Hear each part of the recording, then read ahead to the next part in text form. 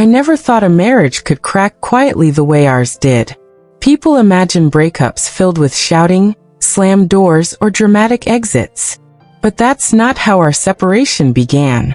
Ours started with silence, slow, creeping, and almost invisible.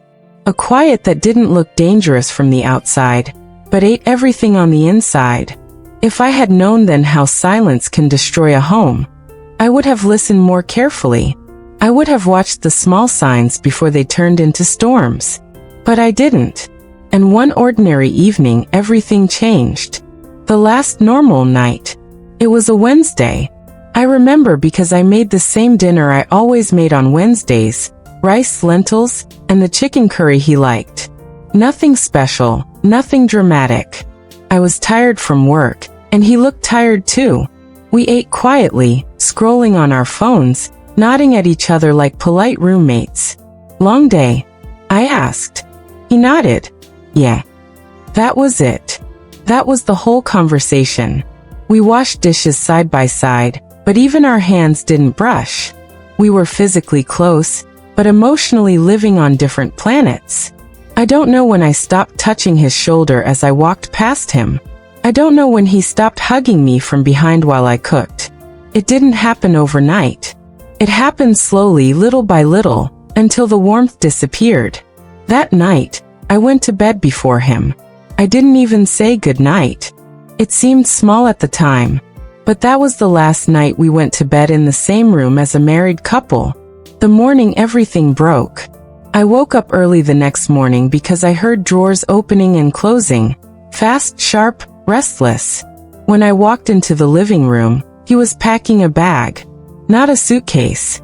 Just a bag. What are you doing?" I whispered. His back stiffened before he turned around. His eyes were tired, sad, and strangely calm. "I think I need space," he said. "Real space. Away from all of this. All of this." Before we begin, if you enjoy stories that touch the heart and remind us of life's quiet miracles, don't forget to like this video and subscribe. It truly helps our little storytelling family grow.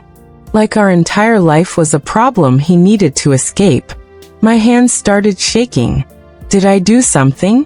Did something happen? "No," he said quietly. "That's the problem. Nothing is happening anymore. We're not us. We're just here. Existing." I felt the floor tilt under me. "I love you," I said, my voice breaking. "We can fix this." He swallowed hard. "I don't know if we can." He zipped his bag. I felt like he zipped a coffin shut. The door that closed slowly. He didn't leave dramatically. There was no shouting, no tears, at least not from him. He just walked toward the door like someone walking toward a decision they had rehearsed many times. He paused, looked at me one last time and whispered, "I'm sorry." Then he stepped outside. The door clicked softly behind him, a tiny sound, but it echoed through the entire house like thunder. I stood there, frozen, staring at the spot where he had stood just seconds before. The air felt heavier. The silence felt louder. My chest felt like someone was sitting on it. I didn't chase after him. I don't know why. Maybe I was too shocked. Maybe I didn't want to embarrass myself. Maybe I believed he would come back after cooling off. But he didn't. Not that day. Not for many days. Living alone while still married. People don't tell you how strange it feels to stay in a home built for two when suddenly you're alone. Every room felt wrong. The couch looked bigger. The dinner table felt colder. The bed became a desert. Every night, I wrapped myself in blankets, convincing myself I wasn't lonely. But I was. His toothbrush untouched. His shoes near the door. His jacket on the chair. Everything stayed, but he didn't. It was like living with a ghost. The worst part wasn't the quiet. It was the waiting. Waiting for his message. Waiting for his footsteps. Waiting for something, anything, to give me hope. But the days passed, and he stayed silent. I started blaming myself for everything. Maybe I didn't appreciate him enough. Maybe I should have talked more. Maybe I should have listened more. Maybe I should have fought more for us before we reached this point. It's amazing how loud your thoughts become when you're left alone with them. The day he sent the message. It was the 8th day of our separation when my phone buzzed. I snatched it instantly, praying it was him. It was. My heart jumped, until I read the message. I think we need time apart. Please don't message me for now. My whole body went cold. He didn't even say we need time. He said we need time apart, as if we weren't already apart, as if he wanted even more distance. I sat down on the kitchen floor and cried so hard my throat hurt. I loved him too much to imagine a life without him. But I also hated how easily he let go. I hated that he didn't fight for us the way I was willing to.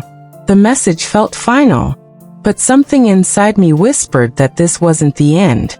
Not yet. A strange kind of strength.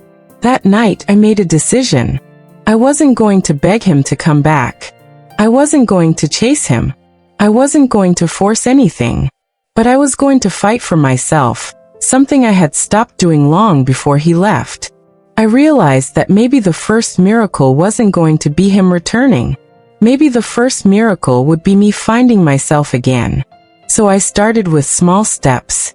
I cleaned the house. I ate real meals again. I went for walks instead of crying into my pillow. I wrote letters to him that I never sent.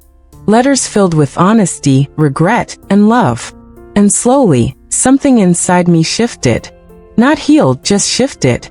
It was like a tiny flame sparked inside a dark room. Not enough to light the whole place, but enough to keep me from drowning in darkness. What I didn't know yet. While I was trying to rebuild myself piece by piece, something unexpected was happening on his side too. But I didn't know it yet. All I knew was that our love, the one we thought was nearly dead, was about to go through something that would change both of us forever. This wasn't the end of our story. Not even close. It was only the storm before the miracle. I used to believe that when a relationship falls apart, both people feel the same kind of pain. But separation taught me something very different. Two people can love each other and still hurt in completely opposite ways. While I was breaking quietly inside the house we built together, he was breaking somewhere else, alone, confused, and carrying emotions he didn't know how to explain. But I didn't know that then. All I knew was the emptiness, the lonely days that followed. After his message, that painful request for space, I tried to pretend I was fine. I acted normal around friends. I showed up at work and smiled. I replied to texts with little hearts and emojis so no one would worry. I said things like, "I'm okay. We're just taking a break. He'll come around." But deep down, I was terrified. There's no fear like the fear of losing someone who still exists. Every time I heard footsteps in the hallway outside my door, I thought he might be coming back. Every time my phone buzzed, I hoped it was him. Every night, I slept on his side of the bed because his scent was fading and I wanted to hold on to anything. One evening, while sitting at the edge of the bed, I whispered into the empty room, "Why didn't you fight for us? Why wasn't I enough?" The silence gave no answers. His side of the story begins to surface. A week after that message, I received a call from his cousin, of all people. My heart raced, thinking it was bad news. Instead, he said something that left me stunned. "He's not okay," his cousin said softly. "He pretends he's fine, but he's not sleeping. He's not eating. He keeps saying he didn't realize how disconnected you both were until it was too late." I held the phone tightly. Did he say anything about coming back? The first phone call after separation. 3 days passed without another message from him. I tried not to overthink. I tried not to expect anything. But waiting hurts even when you pretend it doesn't. Then late on a Friday night, my phone rang. His name appeared on the screen. My heart leapt. I almost didn't answer out of fear. Fear that hearing his voice would break me all over again. But I did. "Hello," I whispered. He exhaled shakily. Just one word. And everything inside me melted. He sounded tired and vulnerable. "How are you?" he asked. It wasn't the casual, "How are you?" from before. This one had weight. This one had longing. This one sounded like he actually needed to know the answer. "I'm surviving," I said honestly. He didn't speak for a moment. I heard him inhale softly, like he was fighting emotion. I'm sorry," he whispered. My chest tightened. "For what?" "For walking out. For leaving you alone. For thinking distance would solve anything. For not knowing how to fix what we broke. For everything." His voice cracked on the last word. I pressed the phone against my ear, wishing I could touch him through it. We both made mistakes. I wasn't perfect either. I should have tried harder, talked more. "No," he said quickly. "You were always trying. I was the one who shut down. I was the one who didn't know how to talk about my stress, my anger, my disappointment in myself. You didn't deserve any of that." The room blurred as my eyes filled with tears. "I just wanted you to come home," I whispered. He let out a long, shaky breath. "I want to, but I'm scared." "Scared of what?" "That you'll resent me. That things will go back to the same. That we won't know how to reconnect. That I'll hurt you again." His honesty felt like a crack in the wall he had built. "What if we try?" I asked gently. "What if we rebuild differently this time?" He didn't answer right away, but the silence didn't feel cold anymore. It felt thoughtful. The first phone call after separation. 3 days passed without another message from him. I tried not to overthink. I tried not to expect anything. But waiting hurts even when you pretend it doesn't. Then late on a Friday night my phone rang. His name appeared on the screen. My heart leapt. I almost didn't answer out of fear. Fear that hearing his voice would break me all over again. But I did. "Hello," I whispered. He exhaled shakily. Just one word. And everything inside me melted. He sounded tired and vulnerable. "How are you?" he asked. It wasn't the casual, "How are you?" from before. This one had weight. This one had longing. This one sounded like he actually needed to know the answer. "I'm surviving," I said honestly. He didn't speak for a moment. I heard him inhale softly, like he was fighting emotion. I'm sorry," he whispered. My chest tightened. "For what?" "For walking out. For leaving you alone. For thinking distance would solve anything. For not knowing how to fix what we broke. For everything." His voice cracked on the last word. I pressed the phone against my ear, wishing I could touch him through it. We both made mistakes. I wasn't perfect either. I should have tried harder, talked more. "No," he said quickly. "You were always trying. I was the one who shut down. I was the one who didn't know how to talk about my stress, my anger, my disappointment in myself. You didn't deserve any of that." The room blurred as my eyes filled with tears. "I just wanted you to come home," I whispered. He let out a long, shaky breath. "I want to, but I'm scared." "Scared of what?" "That you'll resent me. That things will go back to the same. That we won't know how to reconnect. That I'll hurt you again." His honesty felt like a crack in the wall he had built. "What if we try?" I asked gently. "What if we rebuild differently this time?" He didn't answer right away, but the silence didn't feel cold anymore. It felt thoughtful. Finally, he said, "Maybe we could meet? Just talk. Somewhere neutral." My heart jumped. Yes, I'd like that. And with that simple agreement, our story shifted. Just a little, just enough. Preparing to meet after weeks apart. You'd think getting ready to meet your own husband wouldn't feel nerve-wracking. But I stood in front of the mirror for almost an hour, staring at myself, wondering if he would still think I was beautiful, wondering if he would notice the exhaustion hidden under my makeup. I changed outfits 3 times, not to impress him, but because I wanted to feel confident, even if my heart was trembling. Before leaving the house, I took a long breath and whispered, Please, let this be a step toward healing. I didn't know if he would hug me. I didn't know if he would sit close or far. I didn't know if he wanted reconciliation or closure. But I went anyway, because love sometimes means walking into the unknown with hope instead of guarantees. The first time our eyes met again, we agreed to meet at a quiet cafe. When I walked in and saw him sitting there alone, my breath caught in my throat. He looked thinner, more tired, and strangely softer. His eyes lifted, and when they met mine, something emotional flickered between us. Not passion, not anger, recognition, like two people who had just remembered their home. He stood up awkwardly, like he wasn't sure if he should hug me or shake my hand. I made the choice for us. I stepped forward and wrapped my arms around him. For a moment he froze. Then slowly, gently he hugged me back. Not tightly, not desperately, but carefully, like he was afraid of breaking me. I missed this, he whispered into my hair. Me too, I whispered back. When we pulled apart, his eyes were watery. Not crying, just full. We sat down, and for a moment, neither of us knew how to begin. Then he said something that surprised me. I don't want to lose you, but I don't know how to be the husband you deserve. I reached across the table and touched his hand. Then let's learn together. His shoulders relaxed, almost like he'd been holding his breath for weeks.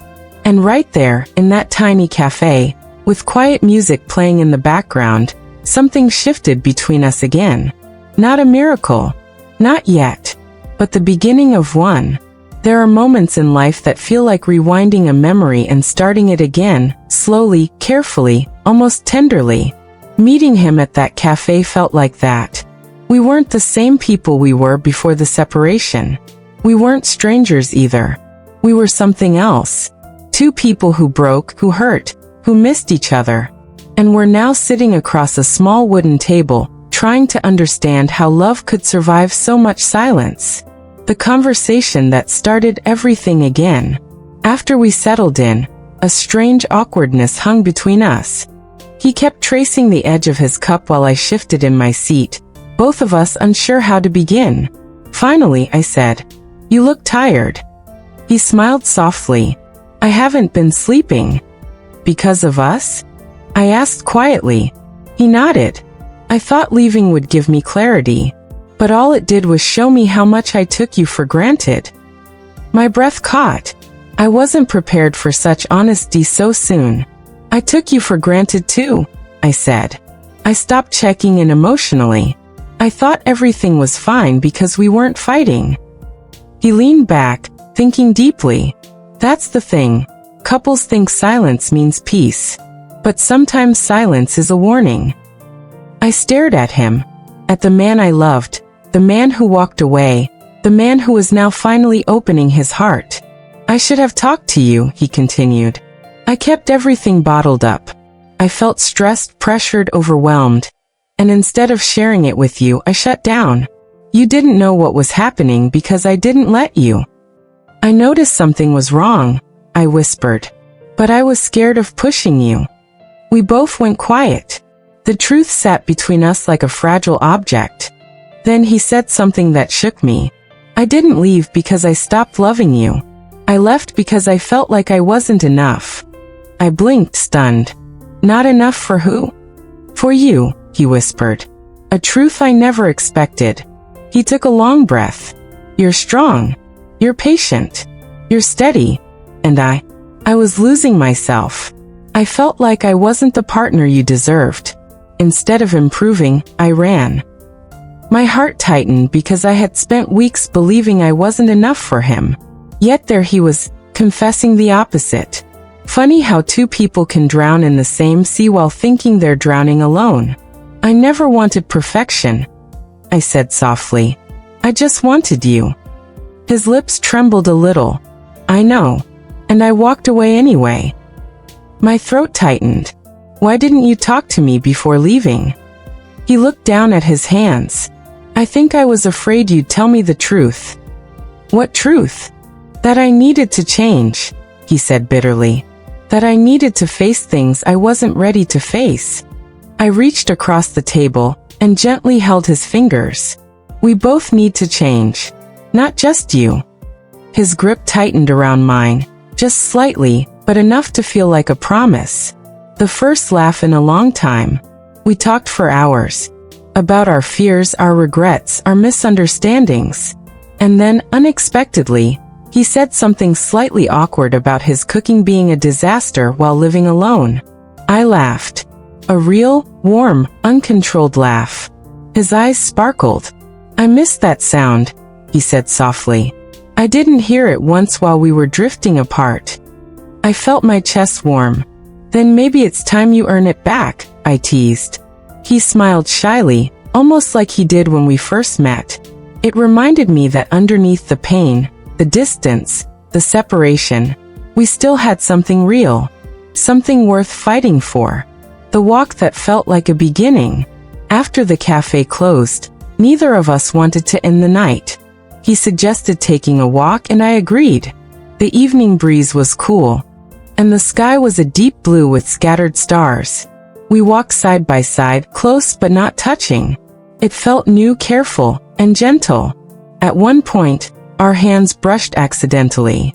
We both froze. He looked at me, his eyes soft. I looked back unsure.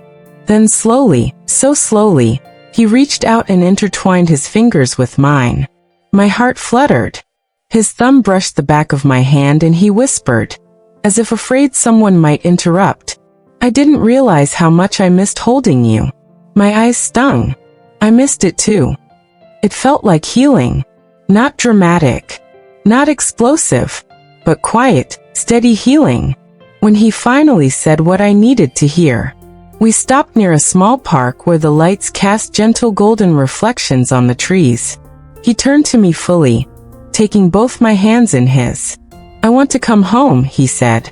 My breath caught. Tears filled my eyes immediately. But, he added softly, I don't want to come back as the same person who left. I want to come back as someone who listens. Someone who talks. Someone who tries. I swallowed. And I'll do the same. I don't want to repeat the patterns that broke us. He stepped closer, his forehead touching mine. We can get through this, he whispered. We just need to walk forward together. No more silence. No more running. For the first time in a long time, I felt the future opening up again. Not perfect, but possible. But miracles don't come without one more storm. Just when I thought things were finally settling, he pulled his hands away and sighed. There's something I need to tell you, he said. I felt my stomach tighten. What is it? He hesitated. There's a reason I left so suddenly. A reason I didn't tell you. My heart raced. What reason? He looked away ashamed. I was dealing with something I didn't want you to see. What? I asked, voice trembling. For a long moment he didn't answer. Then finally, I wasn't just stressed. I was depressed. And I didn't even know how to admit it to myself. The storm of his hidden pain. I felt my breath leave my body. Depression? I had seen signs, sleeping too much, losing interest in things, being distant. But I never knew it was that deep. I didn't want you to deal with the worst parts of me, he continued. I felt like I was sinking. And instead of reaching for you, I pushed you away. My eyes filled with tears again. Why didn't you tell me? I thought being vulnerable made me weak. And I didn't want you to think I was failing. My heart broke for him. Not for us, but for the silent battles he had fought alone. You were never failing, I whispered. You were hurting. And I wish you had trusted me enough to let me carry some of that weight. He looked down. I know. I'm sorry. I stepped closer and placed my hand on his cheek. Next time, don't walk away. Talk to me, even if it's messy. He leaned into my palm, closing his eyes. I will. I promise. The hug that started the healing. He suddenly wrapped his arms around me, not gently, not carefully, but tightly, desperately, like he'd finally allowed himself to feel everything he had been holding back. I hugged him back just as tightly. It was the kind of hug that wasn't just physical. It was emotional. A hug that said, "I love you. I forgive you. I am still here. We can get through this." When we finally pulled apart, his eyes were red but softer. "Can I walk you home?" he asked. "Of course," I whispered. A small miracle on the walk back. As we walked toward my building, something unexpected happened. He gently wrapped his arm around my shoulders, like he used to, and without thinking, I leaned into him. We didn't talk. We didn't plan. We just walked together, step by step, heart by heart. Right before we reached the door, he looked at me and said, "I'm not ready to come home tonight, but I'm ready to keep showing up." "That's enough," I whispered. He nodded and pressed a gentle kiss on my forehead, a soft promise. "I'll see you tomorrow," he said. And for the first time since the separation, I believed him. Healing doesn't look like movies. There's no dramatic music, no instant transformation, no perfect sunrise after one emotional night. Healing is slow. Healing is uncomfortable. Healing is choosing each other again and again, even when fear whispers, "What if it breaks again?" After that night, after the long walk, the confessions, the forehead kiss, things didn't magically fall back into place. But something inside both of us shifted. We began again. Softly, carefully, deliberately. It felt like learning a language we once spoke fluently, but somehow forgot. The morning messages that meant everything. The next day, my phone buzzed at 7:12 a.m. "Good morning. Did you sleep okay?" Just that. Simple. But my heart warmed instantly. I replied, "I slept better than I have in weeks." "You?" He answered, "Same. Last night helped." Those small exchanges became our routine. Slowly, gently, we were weaving communication back into our lives. He began checking on me during the day. Not exaggerated, not overbearing, just soft reminders. "Did you eat? How's work? Thinking of you." It felt like sunlight finding its way into a cold room. Our first mini date. A week later, he asked if we could meet for lunch. "Nothing serious," he wrote. "Just food. Just us." I agreed, though my heart was beating a little too fast. When he arrived, he looked lighter, like a weight had been lifted from his shoulders. We sat down, and something about the ease between us surprised me. There was no tension. No cuernis. Just two people rediscovering each other. He looked at the menu, then at me. "Should we share something?" he asked almost shyly. "Like we used to?" I smiled. "Yes."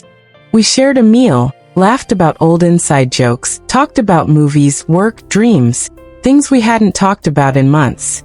Halfway through lunch, he reached for his water glass, but accidentally touched my hand instead. He froze. I froze. He pulled back quickly, embarrassed. "So, it's okay," I said softly. But what surprised me was the way his eyes softened. "I miss touching you," he said quietly. My breath caught. So simple. So vulnerable. I reached across the table and let my fingers brush his. "Then don't be afraid to reach for me," I whispered. He didn't move at first. Then slowly, he placed his hand over mine. It wasn't romantic. It wasn't flashy. It was gentle, healing, honest. When he showed me his hidden world. After lunch, he asked if I wanted to see where he'd been staying since he left. A part of me was scared. What if seeing that place made me feel replaced? What if it made me think he was comfortable without me? But I nodded anyway. We walked up 3 flights of stairs into a small, dim apartment, smaller than our living room. The mattress was on the floor. His clothes were piled on a chair. There were takeout boxes in the trash and a single cup on the table. But what caught me most were the signs of loneliness. A blanket bunched up like someone tossed and turned all night. Dark circles under his eyes. A half-eaten bowl of cereal from a day or two ago. Papers covered in scribbled notes, thoughts he never told me he had. I swallowed, overwhelmed by how much he had been suffering alone. "I didn't want you to see this," he murmured. I needed to, I whispered, to understand how lost you were, and how hard you were trying to hide it from me. He looked away. I was ashamed. I stepped closer, my voice soft. Hurting doesn't make you weak. Hiding hurts both of us. His eyes glistened just slightly. You really think we can come back from all this? He asked. I don't think we can, I said gently. I know we can. Something inside him cracked open. I saw it. Not in a dramatic way, but like a fragile wall finally allowing light in. He dropped his gaze, voice trembling. I want to come home, but I want to do it the right way. The conditions we made. We sat in that tiny room and talked for hours. And for the first time we set real boundaries.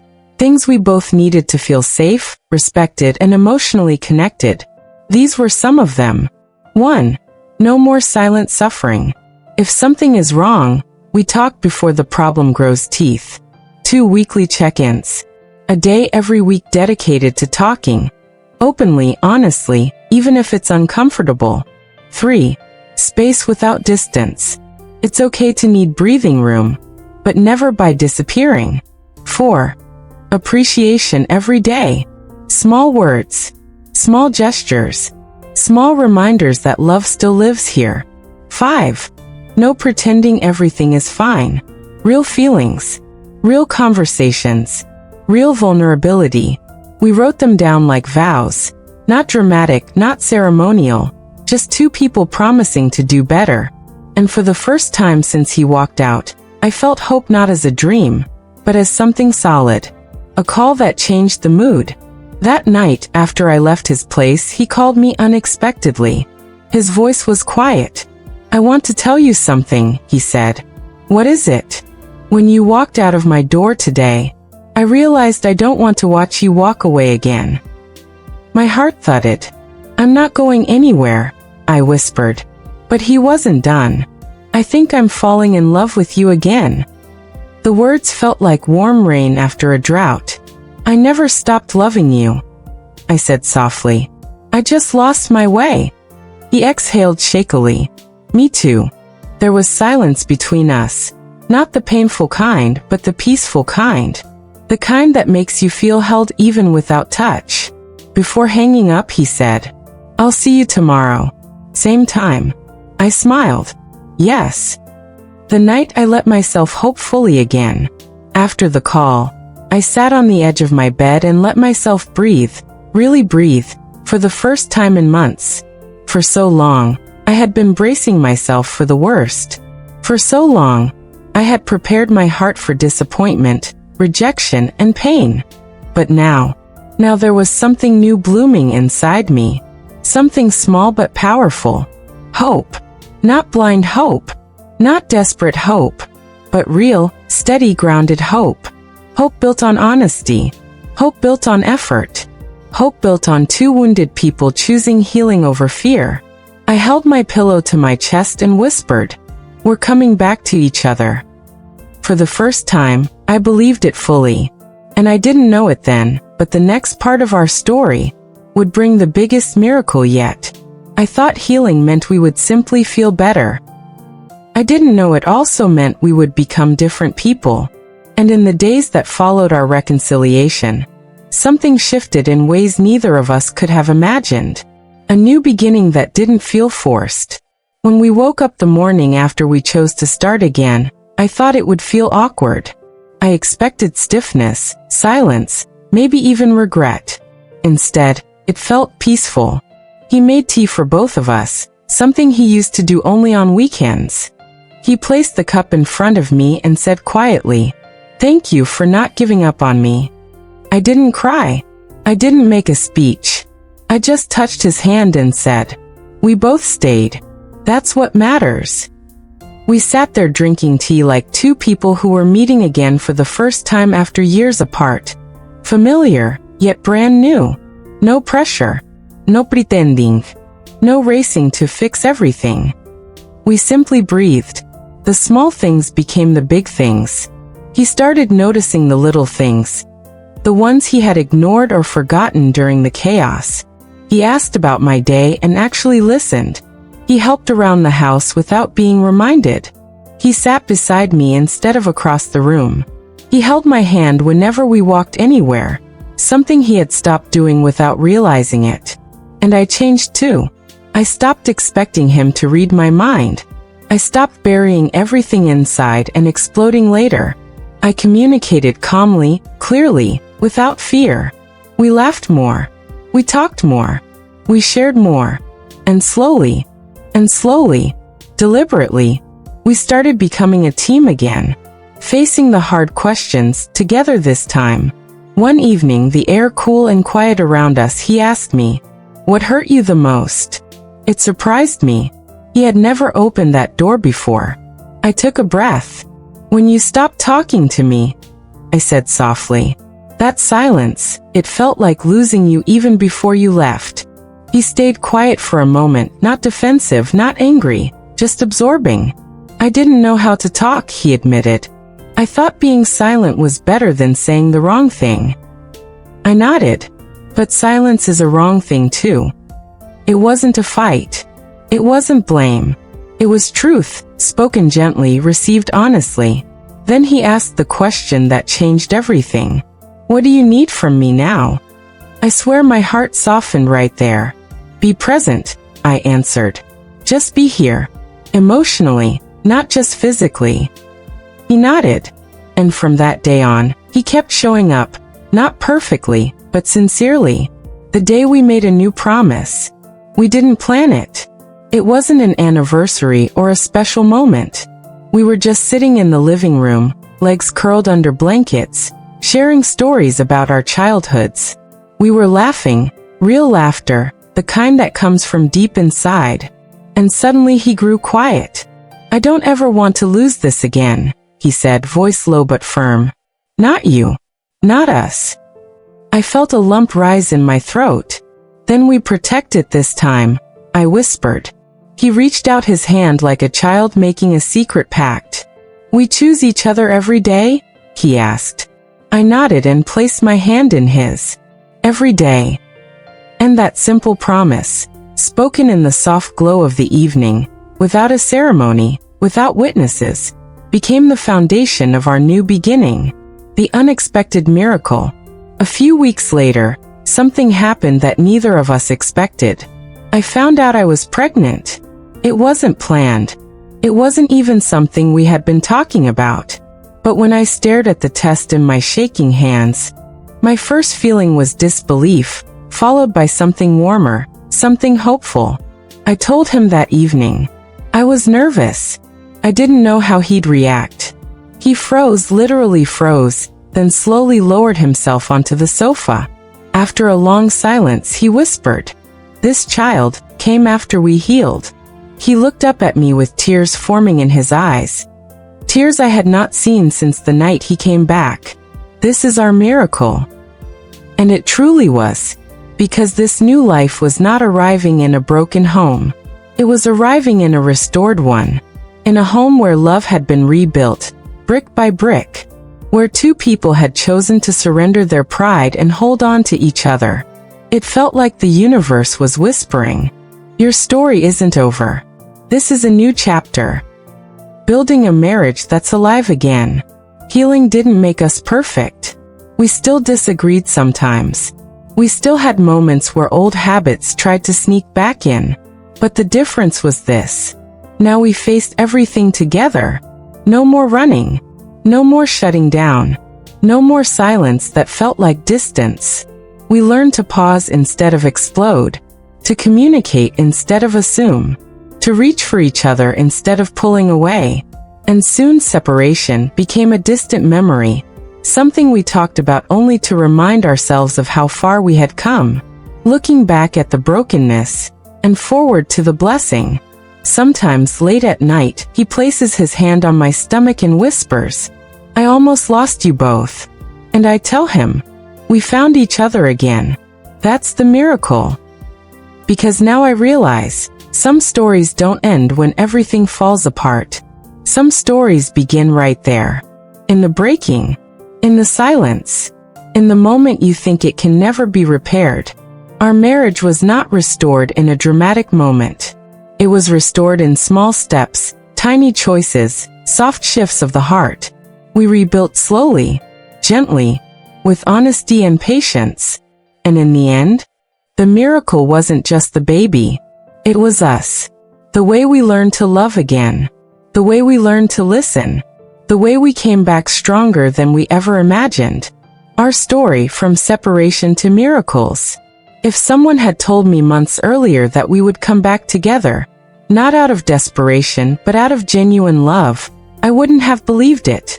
But here we are, two people who almost walked away, now holding on to each other like we finally understand what love actually means. Love is not perfect. Love is not always easy. Love is choosing, again and again, even when everything inside you wants to give up. Our story is far from over. But this chapter, this beautiful, unexpected, miraculous chapter, it will always remind us that sometimes the best things in life come after the breaking, after the surrender, after the moment you thought it was too late. Because sometimes separation isn't the end. Sometimes it's the doorway to a miracle.